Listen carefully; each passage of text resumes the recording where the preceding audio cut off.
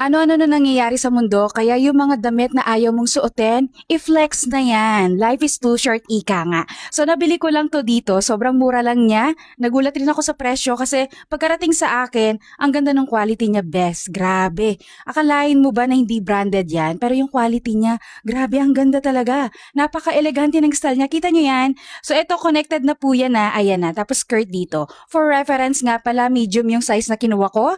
58 to 60 po yung kilo ko, nagre-range lang doon, at yung height ko naman ay 5'4". First time ko magsuot ng ganito kahabang backless sa likod, pero komportable naman yung pagsuot ko. Alam mo yung kapag ayan, may ginagawa ka, naglalakad ka na, nasa galaan ka na, ito na yung suot mo, hindi ka mahihiya eh. Wala kang itataas-taas na ganun kasi ang ganda ng fitting sa akin.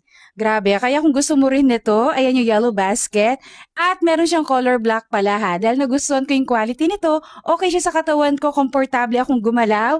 So ayan, i-check out ko naman yung black niya. So alam niyo na ha, ayan yung yellow basket, i-check out mo na.